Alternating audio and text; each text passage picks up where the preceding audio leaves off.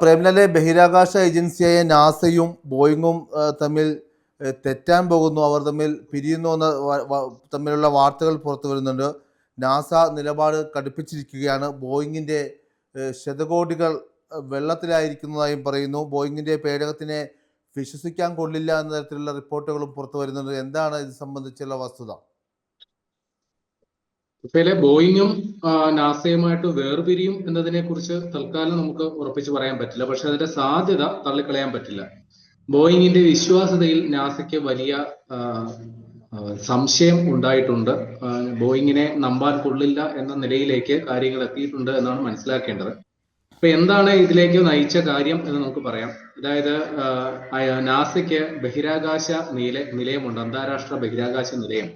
അപ്പൊ അതിലേക്ക് സഞ്ചാരികളെ കൊണ്ടുപോകുന്നതിന് വേണ്ടിയിട്ട് അമേരിക്ക സ്വന്തം നിലയിൽ പേടകങ്ങൾ അയച്ചിരുന്നു. പിന്നീട് 2 ഏജൻസികളെ, പിന്നെ റഷ്യൻ ഏജൻസിയെ ആശ്രയിച്ച ബഹിരാകാശ സഞ്ചാരികൾ അങ്ങോട്ടേക്ക് പോയിരുന്നു. പിന്നെ 2 ഏജൻസികൾ അവർക്ക് വേണം, ഒന്നല്ലെങ്കിൽ മറ്റൊന്നിനെ ആശ്രയിക്കാൻ എന്ന രീതിയിൽ ബോയിങ്ങുമായിട്ടും എലോൺ മസ്കിന്റെ സ്പേസ് എക്സുമായിട്ടും കരാർ ഉണ്ടാക്കിയിരുന്നു. ഇപ്പോ 2014 ഈ ബോയിങ്ങുമായിട്ട് കരാറിലായത്. $4.2 ബില്യൺ ആയിരുന്നു ആ കരാർ തുക. സ്പേസ് എക്സുമായിട്ട് 2020 ഇലോൺ മസ്കിന്റെ സ്പേസ് എക്സുമായിട്ട് 2020 കരാറായി. $2.6 ബില്യൺ ആണ് സ്പേസ് എക്സിന്റെ കരാർ. ബോയിങ്ങിനെ അപേക്ഷിച്ച് ഏകദേശം പകുതി തുകയ്ക്കാണ് സ്പേസ് എക്സ് നാസയുമായിട്ട് കരാറിലായേക്കുന്നത്. ഇപ്പൊ 2020 കരാറിലെത്തിയ സ്പേസ് എക്സ് ഇതുവരെ 12 ദൗത്യങ്ങൾ നാസയ്ക്ക് വേണ്ടിയിട്ട് അന്താരാഷ്ട്ര ബഹിരാകാശ നിലയത്തിലേക്ക് ആളുകളെ കൊണ്ടുപോവുകയും അവിടേക്ക് വേണ്ട സാധന സാമഗ്രികൾ കൊണ്ടുപോകലുമായിട്ട് 12 തവണ സ്പേസ് എക്സ് സർവീസ് നടത്തി. പക്ഷെ 2014 കരാറിലായ ബോയിങ്ങിന് ഇതുവരെ വിജയകരമായ ഒരു ദൗത്യം പോലും പൂർത്തിയാക്കാൻ സാധിച്ചില്ല. അപ്പൊ ഈ കാര്യങ്ങൾ വഷളായത് കുറച്ചു നാൾ മുമ്പാണ്.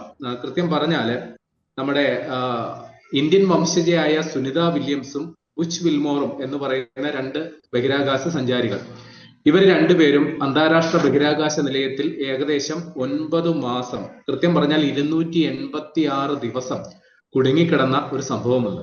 അപ്പൊ ഇവര് ഈ ബോയിങ്ങിന് വേണ്ടിയിട്ട് അവരുടെ ബഹിരാകാശ പേടകമായ സ്റ്റാർലൈനർ ഇത് പരീക്ഷിക്കാൻ, അതിന്റെ വിശ്വാസ്യത ഉറപ്പുവരുത്തുന്നതിന് വേണ്ടിയിട്ടുള്ള ടെസ്റ്റ് ഫ്ലൈറ്റ് എന്ന നിലയിലാണ് ഈ 2 പേരും അന്താരാഷ്ട്ര ബഹിരാകാശ നിലയത്തിലേക്ക് യാത്ര തിരിച്ചത്.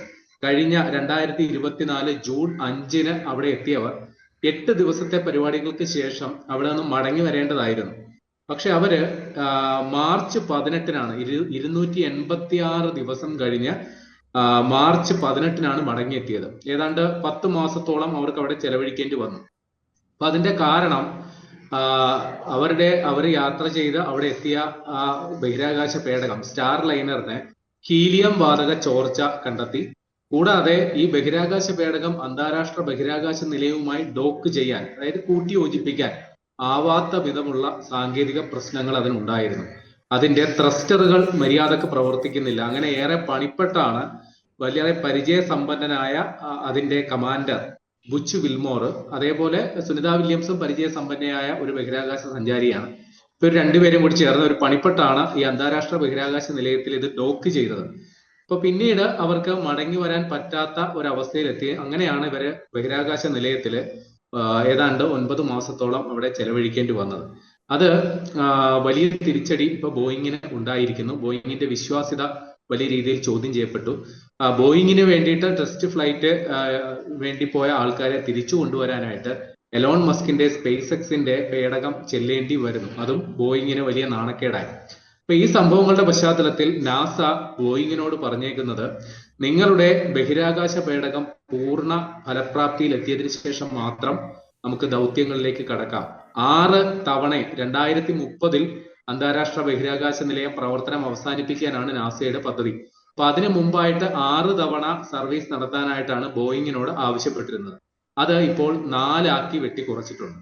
ഈ 4 ദൗത്യങ്ങളിൽ 1 വരുന്ന ഏപ്രിലിൽ ഉണ്ടാകുമെന്നാണ് മനസ്സിലാക്കുന്നത്. പക്ഷെ അതൊരു അൺക്രൂഡ് മിഷൻ ആയിരിക്കും. അങ്ങോട്ടേക്കുള്ള സാധന സാമഗ്രികൾ കൊണ്ടുപോകുന്ന ഒരു മിഷൻ ആയിരിക്കും ഏപ്രിൽ ഉണ്ടാകുക. ആ സമയത്ത് വാസ്തവത്തിൽ അത് ബോയിങ്ങിനെ സംബന്ധിച്ച് അവരുടെ ഒരു പരീക്ഷണ വിക്ഷേപണമാണ്. അവരുടെ ബഹിരാകാശ പേടകത്തിന് യാതൊരു കുഴപ്പവുമില്ല എന്ന് ബോധ്യപ്പെടുത്താനുള്ള ഒരു അവസരമാണ്. അവിടെയും പരാജയപ്പെട്ടാൽ ബോയിങ്ങിന്റെ കാര്യം പരിതാപകരമാകും എന്നുള്ളത് ഉറപ്പാണ്. ഞാൻ നേരത്തെ പറഞ്ഞു 4.2 ബില്യൺ അമേരിക്കൻ ഡോളറിന്റെ കരാറാണ് ബോയിങ് എടുത്തത്. അപ്പൊ ഈ 6 ദൗത്യങ്ങൾ 4ആക്കി വെട്ടിക്കുറച്ചപ്പോൾ മാത്രം അവർക്ക് 768 മില്യൺ അമേരിക്കൻ ഡോളറിന്റെ നഷ്ടം ഉണ്ടായിട്ടുണ്ട്. പിന്നെ 2014 കരാർ ഏറ്റെടുത്തതിന് ശേഷം അവരവരുടെ ബഹിരാകാശ പേടകം നിരവധി തവണ അതിന്റെ പരീക്ഷണ നിരീക്ഷണ ഗവേഷണ പ്രവർത്തനങ്ങളൊക്കെ ഇങ്ങനെ നടന്നുകൊണ്ടിരിക്കുകയാണ്. ഇത് പൂർണ്ണ ഫലപ്രാപ്തിയിലെത്തിയില്ല. അങ്ങനെ മൊത്തം ചെലവിൽ ഒരു 2 ബില്യൺ ഡോളർ അധിക ചെലവ് ബോയിങ്ങിന് ഉണ്ടാവുകയും ചെയ്തു. അങ്ങനെ വലിയ സാമ്പത്തിക നഷ്ടത്തിൽ നിൽക്കുമ്പോഴാണ് നാസയുടെ ഇങ്ങനെ ഒരു തിരിച്ചടി കൂടി വന്നേക്കുന്നത്. ഇപ്പോ ബോയിങ് എന്ന് പറയുന്നത് നാസയെ സംബന്ധിച്ച് വർഷങ്ങൾ മുമ്പുള്ള ബന്ധമാണ്.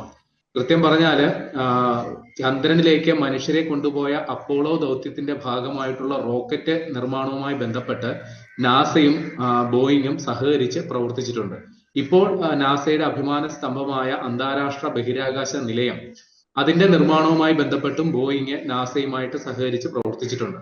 അപ്പൊ ഇതിന്റെ ഒരു തുടർച്ച എന്ന നിലയിലാണ് അന്താരാഷ്ട്ര ബഹിരാകാശ നിലയത്തിലേക്കുള്ള സ്പേസ് ഷട്ടിൽ അതിന്റെ നിർമ്മാണ പ്രവർത്തനങ്ങളുമായിട്ട് ബോയിങ് ഇടപെട്ടത്.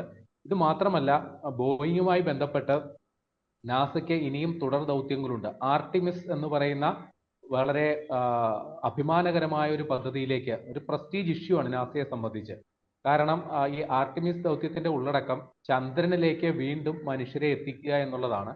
കൂടാതെ ചൊവ്വയിലേക്കും, അത് ഭാവിയിൽ പദ്ധതി ഇട്ടേക്കുന്ന ഒരു പദ്ധതിയാണ്, അത് ചൊവ്വയിലേക്കും മനുഷ്യരെ കൊണ്ടുപോകുക എന്നുള്ളത്. അപ്പൊ ഇതിന്റെയൊക്കെ ഭാഗമായിട്ടുള്ള ആർട്ടിമിസ് എന്ന് പറഞ്ഞ് നാമകരണം ചെയ്തിരിക്കുന്ന ഈ പദ്ധതിയിൽ ബോയിങ് ഭാഗമാണ്. അപ്പോൾ ബോയിങ് നിലവിൽ അവരുടെ പ്രവർത്തനത്തിൽ നാസയ്ക്ക് തൃപ്തി ഇല്ലെങ്കിൽ ഒരു പക്ഷേ നേരത്തെ തുഫൈൽ ആദ്യം പറഞ്ഞതുപോലെ നാസയും ബോയിങ്ങും വേർപിരിയാനുള്ള സാധ്യത തള്ളിക്കളയാനാവില്ല. ബോയിങ്ങിനെ സംബന്ധിച്ച് എതിരാളികൾ കൂടുന്നു എന്നുള്ളതും വലിയ വെല്ലുവിളിയാണ്. എലോൺ മസ്കിന്റെ സ്പേസ് എക്സ് വലിയ രീതിയിൽ മുന്നോട്ട് പോകുന്നു. അവരുടെ പ്രവർത്തനങ്ങളിൽ പരാജയം വളരെ കുറവാണ്. ബോയിങ് പക്ഷേ 2014 തൊട്ട് ഇന്ന് വരെ അവരുടെ ഈ ഒരു പേടകം അത് പൂർണ്ണ ഫലപ്രാപ്തിയിൽ എത്തിയിട്ടില്ല. അതൊരു വലിയ വെല്ലുവിളിയായിട്ട് നിൽക്കുന്നു. ബ്ലൂ ഒറിജിൻ എന്ന് പറയുന്ന നമ്മുടെ ആമസോണിന്റെ സ്ഥാപകൻ ജെഫ് ബെസോസിന്റെ മറ്റൊരു ബഹിരാകാശ ഏജൻസിയും അമേരിക്കയിൽ തലപൊക്കിയിട്ടുണ്ട്. അപ്പൊ ഇതിന്റെയൊക്കെ ഇടയിലാണ് ബോയിങ് ഇപ്പോൾ പെട്ടു നിൽക്കുന്നത്. അപ്പൊ ശക്തമായ മത്സരം ബോയിങ്ങിനെ നേരിടേണ്ടി വരുന്നു. ഇപ്പോ നമ്മൾ മനസ്സിലാക്കേണ്ടത് ശതകോടികളാണ് ഈ ബഹിരാകാശ പേടകം പദ്ധതിക്ക് വേണ്ടിയിട്ട് ബോയിങ് ഇതുവരെ മുടക്കിയിട്ടുള്ളത്. അപ്പോൾ അവരുടെ ഈ സാങ്കേതിക തകരാർ അത് വലിയ ആശങ്ക. അപ്പോൾ ബോയിങ് ഇപ്പോൾ നിരന്തരം അവർ തന്നെ പറയുന്നുണ്ട്, സുരക്ഷയ്ക്കാണ് ഞങ്ങൾ പ്രാധാന്യം കൊടുക്കുന്നത്, അതുകൊണ്ട് തന്നെ പരമാവധി പരീക്ഷണങ്ങളൊക്കെ നടത്തി എല്ലാം ഉറപ്പിച്ചതിന് ശേഷം മാത്രമേ ഈ പദ്ധതി നടപ്പിലാക്കൂ. ഇതിൽ നിന്ന് ഞങ്ങൾ പിൻവാങ്ങാൻ ഉദ്ദേശിക്കുന്നില്ല എന്ന് തന്നെയാണ് ബോയിങ് പറയുന്നത്. അപ്പോൾ തകരാർ പൂർണ്ണമായും പരിഹരിക്കപ്പെടാത്തിടത്തോളം കാലം ഇതിന്റെ വിശ്വാസ്യത ചോദ്യം ചെയ്യപ്പെടും. ഫലപ്രാപ്തിയിൽ എത്രത്തോളം അത് സാധ്യമാകും എന്നുള്ളത് അറിയില്ല. ഏതായാലും ബോയിങ്ങിനെ സംബന്ധിച്ച് നിലവിൽ അവരുടെ ശതകോടികൾ നഷ്ടമായിട്ടുണ്ട്.